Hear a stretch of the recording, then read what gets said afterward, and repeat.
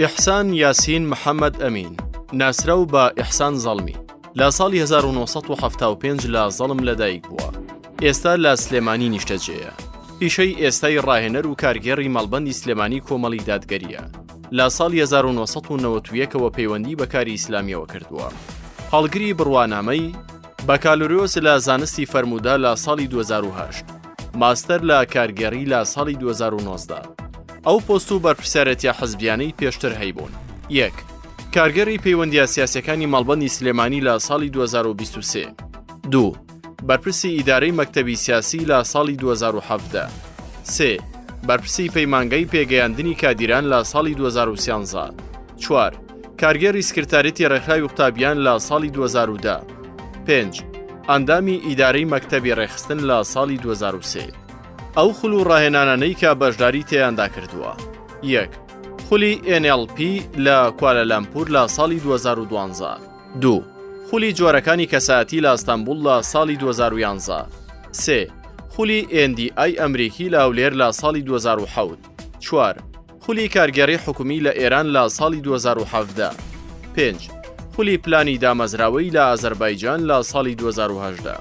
شارەزایی و لێهاتووی هەیە لە 1. کارگەڕی دامەزراوە و ڕێکخراو.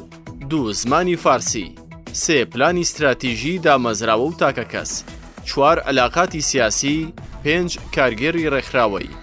چالاکی ڕۆشنبیری و کەلتوری. نووسین و بەشداری کۆنگرە و کۆنفرانسی زانستی و کۆڕوانەوتنەوە.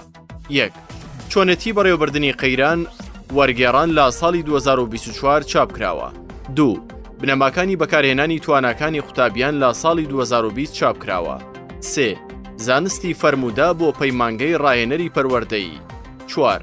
بەشداریکردن لە کۆنگرەی دامەزراندنی ڕێکخراوی گیانی باڵوێزانی گەشەپێدانی مرۆیی. 5. بەشداریکردن لە کۆنگرەی دووەمی ڕاهێنەران لە ساڵی 2012 لە مالیزیا. 6. بەشداریکردن لە کۆنگرەی دووەمی ڕاهێنەران لە ساڵی 2012 لە تورکیا. 7. بەشداریکردن لە کۆنفرانسی زانستی زانکۆی سنا لە سلێمانی ساڵی 2021. 8. ئەنجامدانی چەندین کۆڕ و سیمینار لە بواری ئیدارە، گەشەپێدان، فەرموودا، ئاینی لە شارەکانی سلێمانی، کەلار، ڕانیە، هەڵەبجە، خوورماڵ، هەڵەبجەی تازە. پەیامی پاڵەوراو بۆ دەنگدەران. چەسپاندنی دادگەری بنەمای کارکردنمە لە هەر شوێنێک بم. هەر زانیاریەکی دیکە. لە خەباتی مەدەنی و داکۆکی لە مافیا وڵاتیان خوێنی خۆمان دەبەخشین.